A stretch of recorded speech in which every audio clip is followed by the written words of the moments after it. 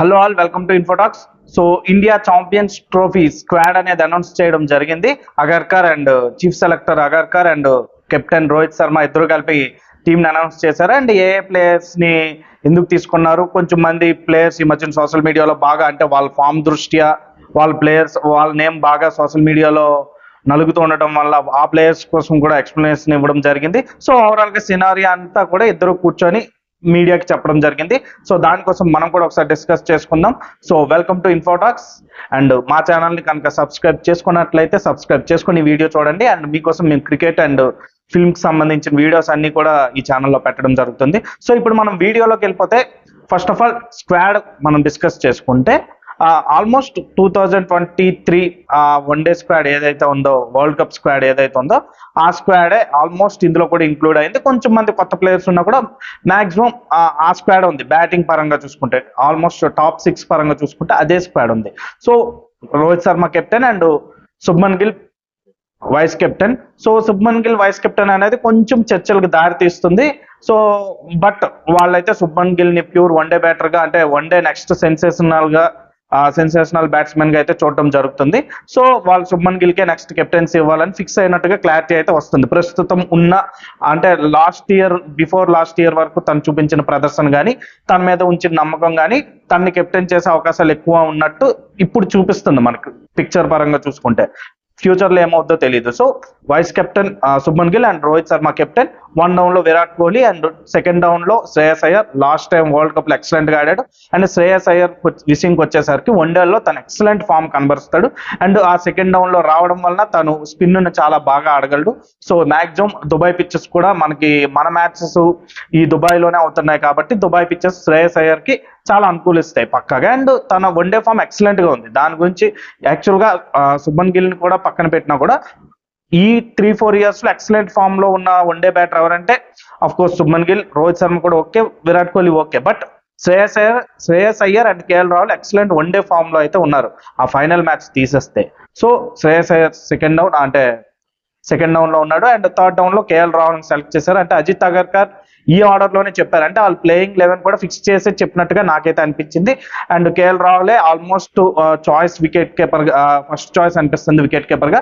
రిషబ్ పంత్ కూడా ఉంచారు కానీ కేఎల్ రాహుల్ కే మాక్సిమం ఛాన్స్ ఇవ్వచ్చు. అండ్ కేఎల్ రాహుల్ తర్వాత హార్దిక్ పాండ్యా సీమ్ ఆల్రౌండర్. హార్దిక్ పాండ్యా పక్కాగా టీంలో ఉంటాడు ఎందుకంటే తనకు పోటీ లేదు. సీమ్ ఆల్రౌండర్ గా మరొక ప్లేయర్ టీంలో లేడు ఈ 15 మ్యాన్ స్క్వాడ్ లో. So next Washington Sundar and Akshar Patel ఇద్దరిని సెలెక్ట్ చేశారు. సో ఎవరు ఆడతారని తెలియదు.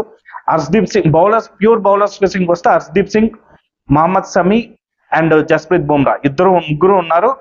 సిరాజ్ ని తీసుకోలేదు. సిరాజ్ ఫామ్ దృష్ట్యా అండ్ తనకున్న వర్క్ లోడ్ దృష్ట్యా బట్ ఫామ్ దృష్ట్యా తనైతే ఇప్పుడు డ్రాప్ చేశారు. డ్రాప్ అనే అనాలి, రెస్ట్ అని అనకూడదు. ఎందుకంటే ఐసీసీ ఛాంపియన్స్ ట్రోఫీ లాంటి దానికి రెస్ట్ అయితే ఏ ప్లేయర్ కి ఇవ్వరు. సో డ్రాపే చేశారు. సో సిరాజ్ మళ్ళీ మంచి కంబ్యాక్ ఇవ్వాలని కోరుకుందాం. సో సిరాజ్ కి ఇది కొంచెం బ్యాడ్ లక్ అన్లక్ ఇన్ని రకాలుగా అనొచ్చు మనం. బట్ తన ఫామ్ లేడు కాబట్టి తన ఫామ్ ని తెచ్చుకోవాలని కోరుకుందాం. సో సిరాజ్ లేడు. ముగ్గురు seam bowlers and seam allrounder Hardik Pandya, Washington Sundar and Akshar Patel ఇద్దరు అండ్ రవీంద్ర జడేజా ముగ్గురు స్పిన్ ఆల్రౌండర్స్ ఉన్నారు. సో ఆల్మోస్ట్ ఇక్కడ మనకి అక్కడ 5 అయిపోయారు. ఇక్కడ హార్దిక్ పాండ్యాతో 6, ముగ్గురు స్పిన్ ఆల్రౌండర్స్ 9 అండ్ ముగ్గురు bowlers 12. Next Kuldeep Yadav spin allrounder అనుకోవచ్చు బట్ స్పిన్నర్. సో తనని మాక్సిమం స్పిన్నర్ గానే చూస్తున్నారు టీము. సో కుల్దీప్ యాదవ్ ఒక spinner and Yashasvi Jaiswal and Rishabh Pant backup batters గా ఉన్నారు 15 మ్యాన్ స్క్వాడ్ లో. పక్కాగా బ్యాకప్ బ్యాటర్స్ అని ఎందుకు అంటున్నానంటే యశస్వి జైస్వాల్ ఆడితే 1 డౌన్ లోనే ఓపెనింగ్ ఆడాలి. సో ఓపెనింగ్ లో ఆల్రెడీ వైస్ కెప్టెన్ గా మన శుభ్మన్ గిల్ ఉన్నాడు కాబట్టి పక్కగా ఎస్ఎస్వి జైస్వాల్ బెంచ్ కే పరిమితం అవుతాడు. అండ్ ఇక్కడ పెద్దగా గ్రూప్ స్టేజే మనకి ఆప్షన్, అన్ని మ్యాచ్లు కాదు కాబట్టి, రౌండ్ రాబిన్ కాదు కాబట్టి గ్రూప్ స్టేజ్ లోనే 3 మ్యాచ్లు గెలిచాకే నెక్స్ట్ స్టేజ్కి వెళ్తాం. సో ఈ 3 మ్యాచ్లు నాకు తెలిసి అప్పుడు ఎస్ఎస్వి జైస్వాల్కి ఛాన్స్ వస్తుంది అని చెప్పలేం. బట్ ఎస్ఎస్వి జైస్వాల్కి వచ్చినా కూడా 1 డౌన్ లో ఆడాల్సి వస్తుంది, లేకపోతే 2 డౌన్ లో ఎప్పుడు ఆడాలో తెలియదు. సో ఎస్ఎస్వి జైస్వాల్ అండ్ రిషబ్ పంత్ మాక్సిమం మ్యాచ్లు ఆడకపోవచ్చు. బట్ వాళ్ళు చెప్పిన ప్రకారం మేబీ జడేజా అండ్ వాషింగ్టన్ సుందర్, అక్షర్ పటేల్ వీళ్ళు రొటేట్ అవ్వచ్చు. ముగ్గురు సీమ్ ఆల్రౌండర్స్ అయితే పక్కాగా టీంలో ఉంటారు మాక్సిమం. అండ్ జస్ప్రీత్ బుమ్రా ఆ బ్యాక్ స్పామ్ అనేది ఇంజ్యూర్ ఇంకా పూర్తిగా కోలుకోలేదు. అందుకే ఇదే స్క్వాడ్ ఇంగ్లాండ్ వన్డే సిరీస్ కూడా వెళ్తుంది, ఇంగ్లాండ్ తో అయ్యే వన్డే సిరీస్ కి.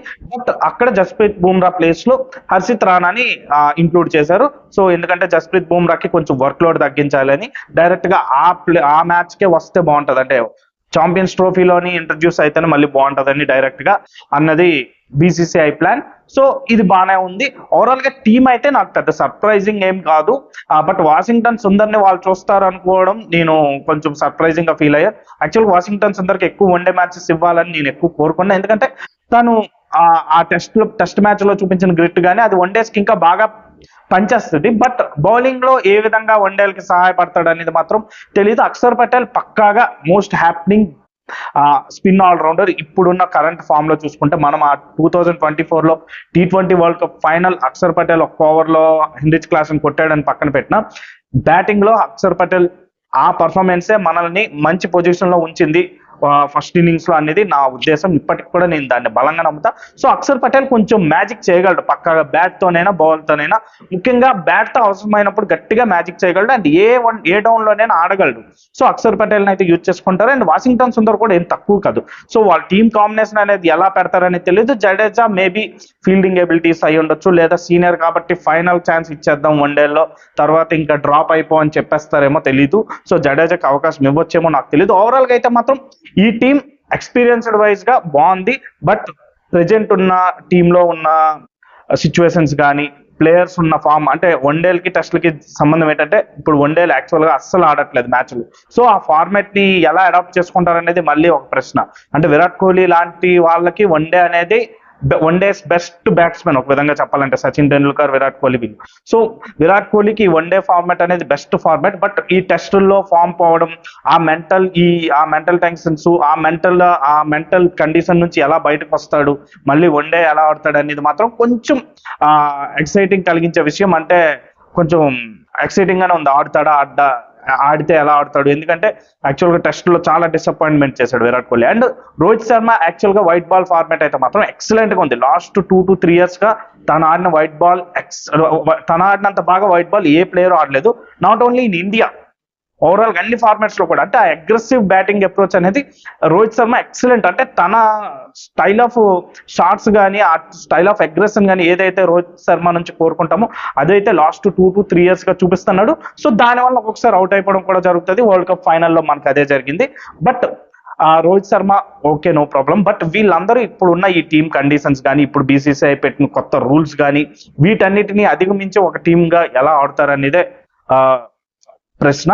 అండ్ ఇంగ్లాండ్ తో 3 వన్డేలు అనేదే మాక్సిమం కొంచెం మనకి ఇది ఇస్తుంది. అది కాకుండా అయితే మాత్రం ప్రస్తుతానికి ఇండియా మీద పెద్దగా ఎవరికి ఎక్స్పెక్టేషన్స్ లేవు అనేది నాకు అనిపిస్తుంది. అంటే ఇండియా ఎప్పుడు ఏదైనా సిరీస్కి వెళ్తే ఎక్స్పెక్టేషన్స్ ఫ్యాన్స్ ఎక్కువ మంది కాబట్టి, మన వ్యూవర్షిప్ ఎక్కువ కాబట్టి ఎక్కువ ఉంటుంది న్యూస్ లో. బట్ టీమ్ వైజ్ చూసుకుంటే మాత్రం ప్రస్తుతానికి శుభ్మన్ గిల్ ఫామ్ కూడా అంతంత మాత్రంగానే ఉంది. రోహిత్ శర్మ అండ్ విరాట్ కోహ్లీ కోసం మనం డిస్కస్ చేసుకున్నాం. రోహిత్ శర్మ గురించి ఎక్కువ వరీ అవ్వాల్సిన విషయం ఏంటంటే తన టాక్టిక్స్ పరంగా కొంచెం వరీ అవ్వాల్సి వస్తుంది. ఎందుకంటే టెస్ట్ మ్యాచెస్ లో మనం చూసాం, ఈ 8 టెస్ట్ మ్యాచెస్ లో న్యూజిలాండ్ తో 3, ఆస్ట్రేలియాతో 5, ఈ 8 టెస్ట్ మ్యాచెస్ లో తను 7 చేశాడు. ఈ 7 కెప్టెన్సీలో కూడా టాక్టిక్స్ విషయంలో చాలా ఒడిదుడుకులు అయితే ఎదుర్కోవడం జరిగింది. సో రోహిత్ శర్మ ఎలా మళ్ళీ తన టాక్టిక్స్, ముఖ్యంగా తను ఐపీఎల్ లో చాలా మంచి కెప్టెన్, మంచి రికార్డు ఉన్న కెప్టెన్, మంచి టాక్టిక్స్ అప్లై చేసే కెప్టెన్ కాబట్టి దాన్ని T20లో కూడా అదే అప్లై చేశాడు. సో ఇప్పుడు ఛాంపియన్స్ ట్రోఫీ కానీ ఇంగ్లాండ్ లో కానీ కూడా అదే అప్లై చేస్తే మాత్రం మళ్ళీ ఒక ఐసీసీ ఛాంపియన్స్ ట్రోఫీ మనకు పక్కాగా వస్తుంది. బట్ దానికంటే ముందు ఇంగ్లాండ్ టోర్నీ ఉంది.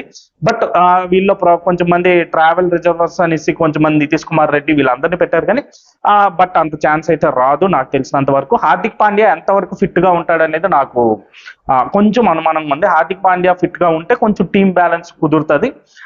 ఎందుకంటే ఎప్పుడైనా ఒక 3-4 ఓవర్లు అయినా వచ్చి మ్యాజిక్ చేయగలడు. హార్దిక్ పాండ్యా నుంచి నాకు తెలుసు వాళ్ళు ఎక్స్పెక్ట్ చేస్తుంది మోస్ట్లీ 4 to 6 overs. అంతకుమించి హార్దిక్ పాండ్యాకి ఎవరు ఎప్పుడైనా బాగా సీమ్ కనుకూలించి తను కూడా బాగా వేయగలిగితే తప్ప హార్దిక్ పాండ్యా మీద కూడా వర్క్ లోడ్ తగ్గించాలనే చూస్తారు. బట్ తన బ్యాట్ తో మాత్రం చాలా గట్టిగా సమాధానం చెప్పాల్సిన అవసరం ఉంది. సో హార్దిక్ పాండ్యా అది కూడా ప్రూవ్ చేసుకోవాలి వన్డేల్లో.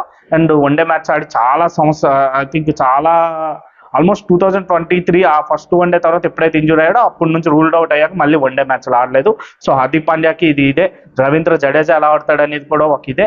చాలా మంది సూర్యకుమార్ యాదవ్ని సెలెక్ట్ చేయొచ్చు అన్నారు, కానీ సూర్యకుమార్ యాదవ్కి వన్డే పరంగా అయితే మాత్రం ఛాన్సెస్ ఇచ్చి ఇంకా అయిపోయింది. సో తన ప్యూర్ T20 కెప్టెన్ గా అండ్ బ్యాట్స్మెన్ గా చూస్తున్నారు. సో సూర్యకుమార్ యాదవ్ అయితే ఇంక్లూడ్ చేయరు. చేస్తే బాగుండని రైనా గారు చాలా మంది చెప్తున్నారు, బట్ అది జరగదు. ఎందుకంటే అన్నిసార్లు అవకాశం ఇచ్చాక మళ్ళీ కొంచెం ఇది తనకి యాక్చువల్ గా 2023 ఫైనల్లోనే మంచి ఛాన్స్ తను వన్డే బ్యాటర్ గా ప్రూవ్ చేసుకోవడానికి. ఎందుకంటే అప్పటికే తన మీద ఆల్మోస్ట్ వచ్చేసింది వన్డే ఆడలేడు అని, బట్ స్టిల్ నమ్మకం ఉంచారు. ఆ నమ్మకాన్ని కొంచెం దెబ్బ కొట్టాడు. సో తనకైతే ఎవరు. అండ్ తిలక్ వర్మ, నితీష్ కుమార్ రెడ్డి ఈ పేర్లన్నీ వినిపించాయి. సంజు శాంసన్ కూడా యాక్చువల్గా సంజు శాంసన్ రిషబ్ పంత్ ప్లేస్ లో ఉండాల్సింది. మేబీ నేను అనుకోవడం ఏంటంటే ఆల్రెడీ మన T20 వరల్డ్ కప్ లో కూడా సంజు శాంసన్ ని సెలెక్ట్ చేశారు, కానీ ఒక్క మ్యాచ్ ఇవ్వలేదు. 15 మ్యాన్ ఆ లిస్ట్ లో ఉన్నాడు, కానీ 15 ప్లేయర్స్ లిస్ట్ లో, బట్ ఒక్క మ్యాచ్ కూడా ఆడలేదు. మళ్ళీ ఇక్కడ సెలెక్ట్ చేసి ఎలాగ రిషబ్ పంత్ కూడా ఇప్పుడు ఎవరు ఛాన్స్ ఆల్మోస్ట్ ఎవరు. సో ఇక్కడ సెలెక్ట్ చేసి మ్యాచ్ ఇవ్వకపోతే తన మెంటల్ కండిషన్ ఏమైనా దెబ్బతింటుందని అనుకున్నారో, తన థాట్ ప్రాసెస్ మారిపోతుందని అనుకున్నారో ఏమో తెలియదు, కానీ బట్ సంజు శాంసన్ కి ఇచ్చుంటే బాగుండు. మేబీ ఒక ఛాన్స్ అయినా వద్దునేమో. ఎందుకంటే రిషబ్ పంత్ కంటే కూడా ఇప్పుడు for example KL Rahul or Shreyas Iyer ఎవరో ఒకరు ఆ టైంలో ఫామ్ డిప్ అయిన, ఫామ్ కొంచెం ఇబ్బంది పెట్టిన, ఆడే ప్రాసెస్ లో ఏమైనా మనకి లోపాలు కనిపిస్తే Sanju Samson easy replacement. And Rishabh Pant ఏంటంటే roller coaster, but Sanju Samson కొంచెం గేర్ మార్చగలడు ఈజీగా. ఆ స్టార్టింగ్ లో ఒకలాగా ఆడగలడు, లేదా వచ్చి నుంచి మ్యాచ్ డామినేట్ చేయగలడు. రిషబ్ పంత్ ఏంటంటే డామినేట్ చేసినా కూడా రోలర్ కోస్టర్ ఎక్కువ చేసేస్తాడు. వన్డేలో తన ఫామ్ కూడా అంతంత మాత్రంగానే ఉంది. లాస్ట్ వన్డే సెంచరీ కొట్టుండొచ్చు, బట్ ఆ వన్డే యాక్సిడెంట్ కి ఇదప్పుడు కదా, కాబట్టి అది పెద్దగా పరిగణలోకి తీసుకోకపోయినా సంజు శాంసన్ లాస్ట్ ఫామ్ చూసుకుంటే T20s ఎక్సలెంట్ గా ఆడుతున్నాడు, వన్డేస్ బాగానే ఆడుతున్నాడు. తనకి ఏ ప్లేస్ లో ఛాన్స్ వచ్చినా ఆ టైంలో ఆడగలుగుతున్నాడు. సో సంజు శాంసన్ టీమ్ లో ఇంక్లూడ్ చేస్తుంటే బాగుండు రిషబ్ పంత్ ప్లేస్ లో అనేది నా ఉద్దేశం. అండ్ రిషబ్ పంత్ కి ఇంకా ఛాన్సెస్ ఉన్నాయి, ఎక్కువగానే వస్తాయి. నెక్స్ట్ వన్డేస్ తక్కువ కాబట్టి దీని గురించి పెద్దగా ప్లేయర్స్ కూడా థింక్ చేయరని అనుకుంటున్నాను. బట్ ఛాంపియన్స్ ట్రోఫీ అనేది ICC ఈవెంట్, పక్కాగా అదొక టైటిల్ వస్తే బాగుంటుందని ఉద్దేశం ఉంటుంది. అండ్ రోహిత్ శర్మ చాలా గట్టిగా దీని మీద కన్ను అయితే వేశాడు. ఎందుకంటే ఈ టెస్ట్ మ్యాచెస్, ఈ ఓటమి అనేది ఇవన్నీ మీడియాలో వస్తుంది, ఇవన్నీ పక్కన పెడితే తను ఈ ఒక్కటి ఇండియాకి ఇస్తే కొంచెం తను కూడా ఒక మంచిగా ఒక సర్కిల్ కంప్లీట్ చేసుకున్నట్టు ఫీల్ అవుతాడు పక్కగా. ఎందుకంటే 2013లో ఎప్పుడైతే ICC ఛాంపియన్స్ ట్రోఫీలో ధోని తనకి ఓపెనర్ గా ప్రమోషన్ ఇచ్చాడో అప్పటి నుంచి Rohit Sharma complete different player గా మనం చూస్తున్నాం. 2007 T20 వరల్డ్ కప్ టీమ్ లో ఉన్నా కూడా, అందులో మంచి ఇన్నింగ్స్ ఆడినా కూడా 2013 నుంచి రోహిత్ శర్మ అనేది 2024 స్టిల్ ఇప్పటి వరకు ఆ వైట్ బాల్ ఫార్మాట్ లో రోహిత్ శర్మ అనేది ఒక వేరే లెవెల్ స్టార్డమ్ తను తెచ్చుకున్నాడు తన ప్లేయింగ్ స్కిల్స్ తో. సో మళ్ళీ అదే ఛాంపియన్స్ ట్రోఫీలో తను టైటిల్ ఇండియాకి ఇస్తే చాలా బాగుంటది. అండ్ విరాట్ కోహ్లీ పక్కాగా తన బెస్ట్ ఫామ్ ఇది, one day form. So Virat Kohli కూడా ఆడాలి, శుభ్మన్ గిల్ మీద పెట్టిన నమ్మకాన్ని నిరూపించుకోవాలి. And Harshdeep Singh white ball format లో అంటే T20లో చాలా బాగా వేస్తున్నాడు. అండ్ వైట్ బాల్ ఫార్మాట్ కూడా తను 50 ఓవర్స్ ఫార్మాట్ కూడా వచ్చాడు. అండ్ 50 ఓవర్స్ ఎక్కువ మ్యాచ్లు ఆడడం కాబట్టి, బట్ ఈ ఫార్మాట్ అనేది తనకి టెస్ట్ మ్యాచ్ల్లో కూడా తీసుకోవడానికి ఉపయోగపడాలని కోరుకుంటున్నా. అండ్ జస్ప్రీత్ బుమ్రా పక్కాగా కొంచెం ఫిట్ గా ఉండగలిగితే బాగుంటది. అండ్ షమి గాయం తర్వాత కంబ్యాక్ ఇచ్చాడు. సో షమి పక్కాగా ఆల్రెడీ ఇంగ్లాండ్ తో T20s కూడా ఆడబోతున్నాడు. సో షమి ఆ 2023లో ఏ ఫామ్ అయితే చూపించాడో అది మళ్ళీ చూపించాలి. సో ఓవరాల్ గా ప్లేయర్స్ హార్దిక్ పాండ్యా చూపించాలి, కేఎల్ రాహుల్, శ్రేయస్ అయ్యర్, ఎందుకంటే వాళ్ళిద్దరి మీద బాగా ఆడినా కూడా అంత ఎక్సలెంట్ వరల్డ్ కప్ క్యాంపెయిన్ ఉన్నా కూడా ఆ లాస్ట్ మ్యాచ్ వల్ల వాళ్ళిద్దరి మీద చాలా ముద్రలు పడిపోయి ఆడలేరు, కరెక్ట్ టైంలో ఆడలేరని, రాహుల్ మీద అయితే ప్రజల్ని గెయిన్ చేయలేడని, ఇవన్నీ చాలా వస్తున్నాయి. కాబట్టి ఈసారి వాటన్నిటిని జయించి మళ్ళీ కొంచెం ICC కప్ ఫ్రెష్ గానే మనకి 24లో వచ్చింది అండ్ 25లో కూడా వస్తే బాగుంటది. ఓవరాల్ గా అయితే టీం బాగుంది. బాగాలేదు అని చెప్పడానికి ఎప్పుడు ఏ ప్లేయర్ ఎలాగొడతాడు మనం చెప్పలేం. ప్రజెంట్ ఉన్న ఫామ్ దృష్ట్యా, ఇండియా మీద ఉన్న న్యూస్లు కానీ ఇవన్నీ దృష్ట్యా ఇండియా అయితే ఫేవరెట్ కాదు. స్టిల్ ఇండియా ఫేవరెట్ అవ్వడానికి చాలా రకరకాల కారణాలు ఉన్నాయి. అందులో మేజర్ వెపన్ బుమ్రా అండ్ ఇంకొక major weapon Rohit Sharma white ball form అనేది, అండ్ వన్డే ఫార్మాట్ లో బెస్ట్ బ్యాట్స్మెన్ టీమ్ లో ఉండడం. సో ఇలాంటివి ఉన్నాయి చాలా. సో వీటన్నిటిని చూస్తుంటే మాత్రం ఇండియా మంచి ఫేవరెట్ జట్టే అండ్ పక్కాగా మనకి దుబాయ్ కూడా కొన్నిసార్లు కలిసి రాకపోయినా దుబాయ్ మనకు కొంచెం కండిషన్స్ ఈజీగా అలవాటు అవుతాయి అనేది నా ఉద్దేశం. సో ఓవరాల్ గా అయితే మాత్రం ఆ స్క్వాడ్ బాగానే ఉంది. అండ్ ఈ స్క్వాడ్ మీద అండ్ ఈ వీడియో మీద మీ ఒపీనియన్ ఏంటనేది కామెంట్ చేయండి. Thank you.